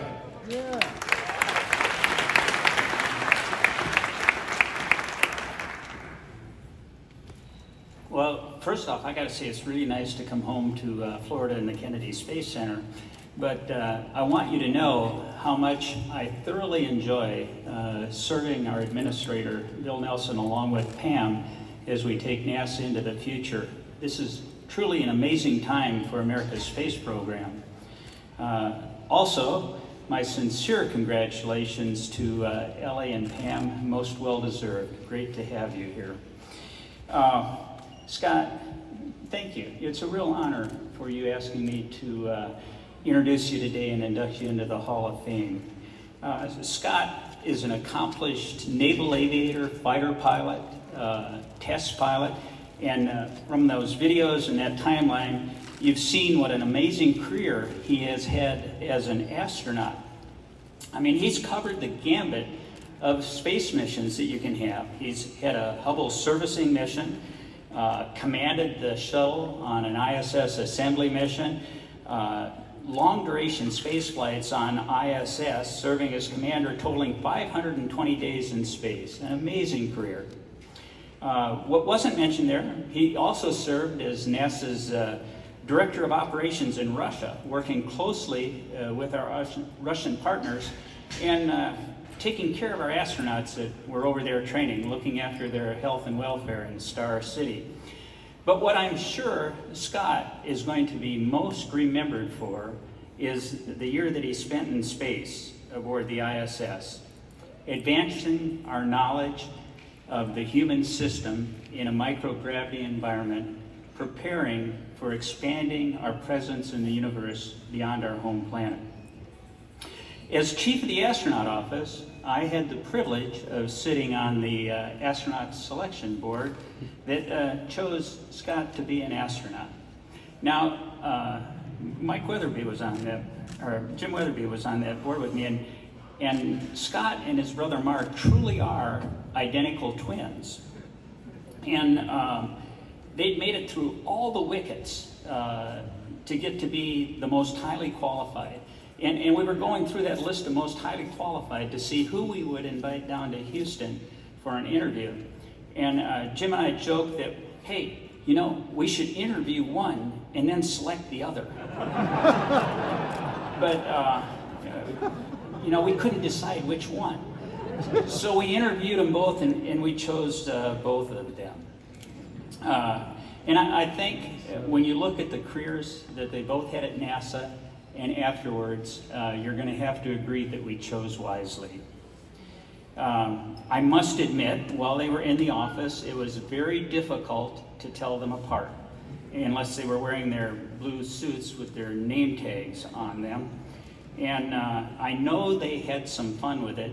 You can just ask their class leader, Pat Forster, about changing clothes midday and other things. I had a pretty good track record of telling you guys apart. And I heard from somebody that they thought I was keying off their watches, that I was telling them differently by their watches. So one day we were at the astronaut gym. I'm told they swapped watches to see if they could stump me, but it didn't work. Now, what I will say is, if you look closely, when the senator smiles, the left side of his mouth curls up just a little bit higher than Scott's, and that was my tell. Fortunately, Scott was kind enough to shave off his mustache in the office, and then we could always remember, oh, mustache Mark. Okay, so the other one must be Scott. For those of you that don't know, Scott's call sign is Grumpy. I mean, go figure. But he doesn't like people to know that that's his call sign. It makes him grumpy. Scott is by far one of the lowest maintenance crew members that we've ever had on ISS. He's very understated and extremely competent. He gets the job done professionally and well, with no fluff or extra work from the ground, doing whatever is asked of him with no fanfare. And that comes from someone who would know, his Capcom, Pat Forrester, who worked with numerous crews aboard the ISS. During his year in space, he worked on one of Kennedy's plant biology experiments growing zinnias in the veggie plant growth system. A little over a month into the experiment, the zinnias weren't looking too good. And he called down to the ground and he said, you know, I think if we're going to Mars and we're growing stuff, we should be responsible for deciding when they need water. It's kind of like my backyard. I look outside and I say, hey, the grass needs to be watered. I think that's how we ought to do it. Well, the veggie team here at KSC created what was known as the Zinnia Care Guide for the On-Orbit Gardener. And it gave basic guidelines for the care and feeding of these plants, putting all the judgment on Scott to make the right decisions. So rather than pages and pages of complex procedures to follow like NASA does for experiments, you know, this was a one-page streamlined resource to support Scott as an autonomous gardener. Soon the flowers were flourishing, and a couple months later Scott had a full bouquet of zinnias for Valentine's Day. Now, well, that may not be one of the most advanced scientific discoveries during Scott's trip in space. It says a lot about his character. He is committed to the success of the team. He sees a challenge and thinks not only about today's impacts, but the bigger picture. How is this going to impact us down the road? He makes a plan and he gets it done. If you talk with those who flew with him, you'll find out that he was a great mentor to all of them, offering direct, actionable advice that many praised after their missions with Scott. To be selected into the Astronaut Hall of Fame requires more than just flying in space. how the person contributed to the U.S. space program, the advancement of spaceflight, our knowledge of the universe, how to improve the quality of life here on Earth are all factors that are to be considered. Scott excelled in all those areas. As part of the team that serviced Hubble, he contributed to expanding our knowledge of the universe. For his more than year in space on ISS, he advanced our knowledge of the long-term effects of microgravity on the human body, paving our way for that next giant leap to Mars.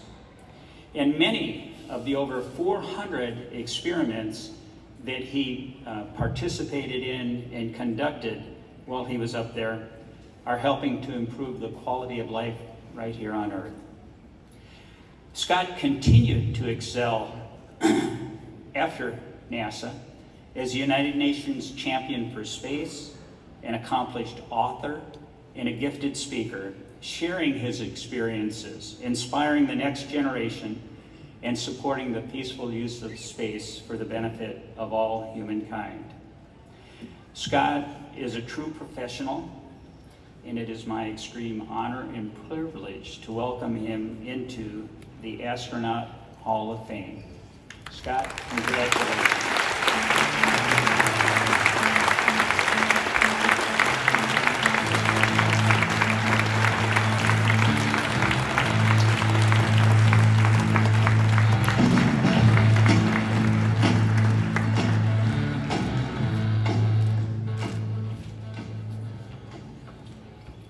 Thank you, Colonel Cabana. It's kind of weird that I refer to Bob Cabana as Colonel Cabana because, I'm also a retired Navy 06, and he's a retired 06 in the Marine Corps. But when I went into the astronaut office, he was a colonel and I was lieutenant. So it was my habit to always refer to him as Colonel Cabana, and habits are sometimes hard to break. Now I'm old and he's still old. So thank you for the honor. And I also want to recognize my two fellow inductees, LA and Pam. I couldn't be more proud to be in a group with them. So it's really odd for me to be standing here today and talking to all of you being in the Hall of Fame, being inducted into the U.S. Astronaut Hall of Fame. Because when I was a kid, I wasn't too sure I would accomplish much of anything. I was not a good student like probably most of the people in this room that are former or maybe current astronauts, if there's any in here. I was a kid that sat in the back of the classroom looking out the window or, looking at the clock, just trying to make it go faster. And even though I was interested in space, because I was a child of the 1960s and remember the Apollo missions and Neil Armstrong and Buzz landing on the moon and going there with Mike Collins, it's not something I ever thought I could possibly do. I was interested in space and dinosaurs, and I figured I could be neither. So go figure how that happened, right? But I'm going to tell you how it happened, and it has to do with other people and the help and inspiration you get along the way on this journey we call life. And for me, it started with my parents. My dad was a cop in New Jersey, 1960s and 70s. He was, one of these stereotypical Irish cop guys. He'd come home once a year with a, cast on his hand and tell my brother Mark and I about how he broke his fist fighting crime. Years later, we learned that there was a lot more bar fighting going on than crime fighting. And her mom was a secretary and a waitress growing up, had a bunch of different jobs. And about the time my brother and I were becoming teenagers, she decided that she wanted to be a police officer like my dad. And this was a time in New Jersey, there were very few female police officers, none in our hometown. And she had to do all the same tests that were designed for the men, including scaling this 7-foot, 4-inch tall wall that my dad built in our backyard. He actually built it an inch taller without even telling her. It's actually a good idea. And, I remember the first time in the summer that she tried to get over that wall and she fell off into the dirt. But I remember picking herself up, brushing herself off and saying to my brother and I can't get over this wall now, but I'm going to just try to touch the top. And as soon as I can do that, I'm going to see how long I can hold on for. You know, maybe if I never give up, I'll be able to get over this wall someday. And she worked really, really hard that whole summer. She had to do another test, was dragging a dummy 100 feet. And at the time, a 130-pound dummy, and at the time I just happened to weigh 130 pounds. Not anymore. You know, so with my help, a little bit from my brother, when she went to take that test, she got over that wall in half the time she was supposed to, did better than a lot of the men did, and became the first female police officer in my hometown of West Orange, New Jersey. And very proud of her and for the inspiration she provided Mark and I. Now, unfortunately, that did not help me become a better student. You know, I was still very much distracted, couldn't pay attention. Went to college because, you know, it was the thing I was supposed to do, struggled there, until one day I was just happened to walk across the college campus and went into the bookstore to buy, I don't know, gum or something, not a book, not a big reader. I saw this book on the shelf, had this really cool title, red, white, and blue cover, made me pick it up. I looked at the back and read it, and took my gum money, was interested enough, purchased the book, went back to my dorm room and laid there for the next few days on my unmade dorm room bed, reading the stories of the fighter pilots that became the test pilots that became the original Mercury, Gemini, and Apollo astronauts. And the book was The Right Stuff by Tom Wolfe. And I don't know if it was Tom's, you know, creative writing style or, you know, maybe, you know, just how he told stories, but I recognized, you know, traits that these guys had that I felt like I had in myself, with one exception, and that is I was a bad student. But I thought, you know, if I could fix that one thing about myself, you know, maybe I could go on and, you know, graduate from college someday with an engineering degree, you know, maybe go into the Navy and fly airplanes. Maybe if not the Navy, maybe the Air Force, right? It's easier, right, Kurt? You know, maybe quite possibly even a test pilot someday. And I know you might think, you know, 18-year-old kid reads book, decides he or she's going to become an astronaut, that's a giant leap. But really, in retrospect, for me, what it was a bunch of much more smaller, manageable steps, supported all the way by other people. And a lot of those people are in this room today. You know, particularly the people, you know, I flew in space with. I learned something from every single one of the 40 people I have had the privilege and pleasure to fly in space with. And like I said, including some people in this room, like John Grunsfeld right here. You know, before I flew in space with him, I had no idea what the origins of the universe was, where it came from.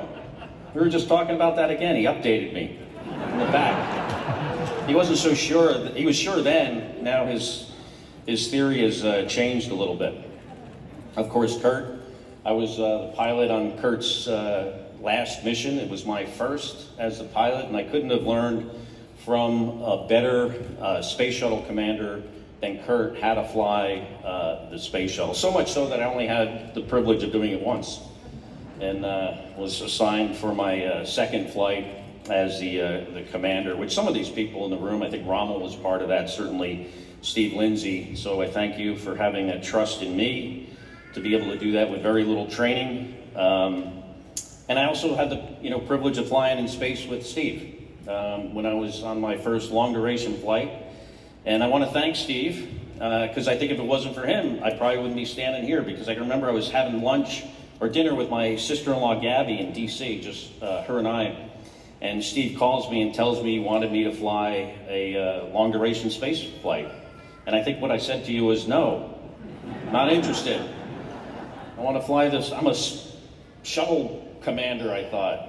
I need to fly another shuttle mission. And he said, well, okay, call me back tomorrow. Think about it. And I did. I called him back.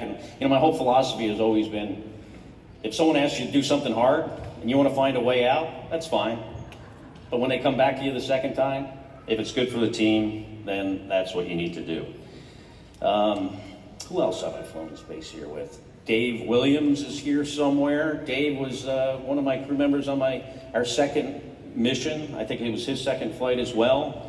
And I don't know how many of you know Dave, but Dave is, barely has a pulse.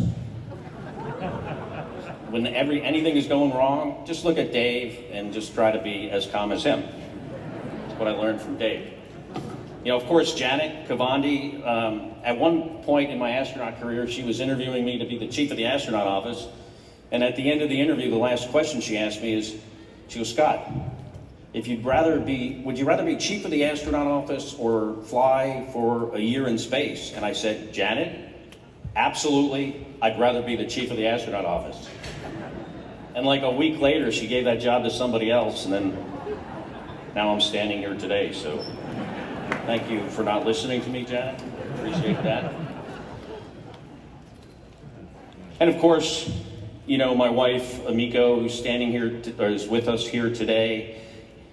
People may not be aware of this, but I was assigned to that mission, and then the very next day I was told I was unassigned for a medical reason. And I went home, and I told, after being all excited about it, eventually I came to terms with this idea of, you know, flying a year-long mission, and I really wanted to do it, and then I was disqualified.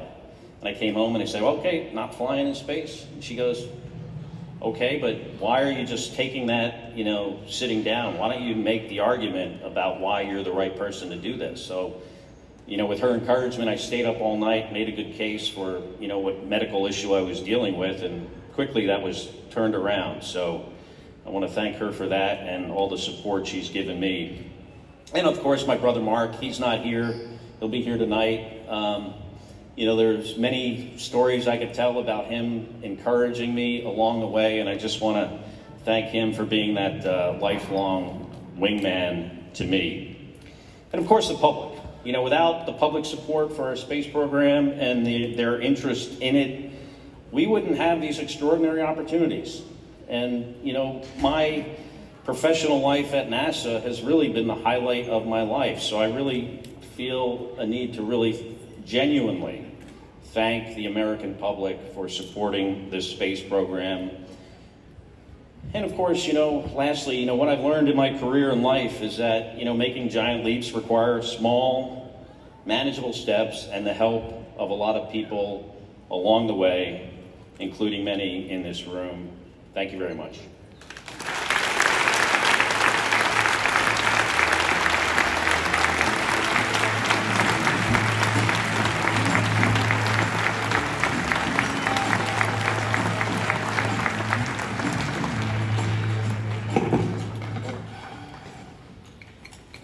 Congratulations, Scott. Now I have one question. How do we really know it's you? Yeah? This is tough. Got to take it. He's got a better suit than you do. Okay.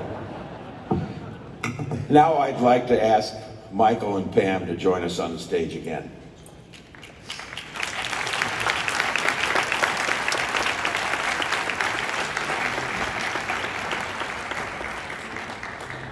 Ladies and gentlemen, I present to you the 19th class of the United States Astronaut Hall of Fame, Michael Lopez-Alegria, Pam Melroy, and Scott Kelly.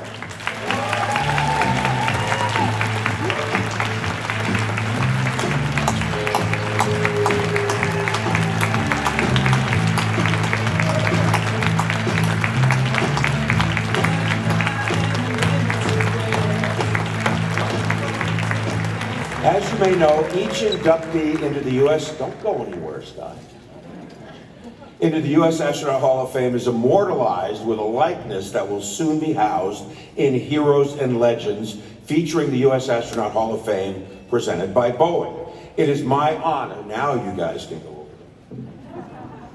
to unveil those displays to you today. Inductees, please take your places.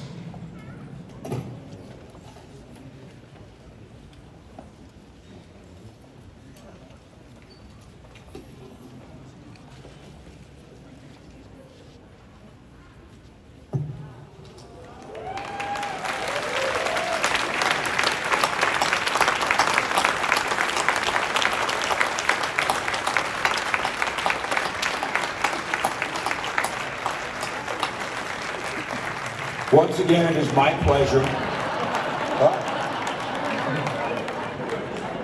You taking selfies now? Unbelievable. You gonna do that back up in space? Once again, it is my pleasure to present to you Michael Lopez-Alegria, Pam Melroy, and Scott Kelly, your 2020 United States Hall of Fame astronauts.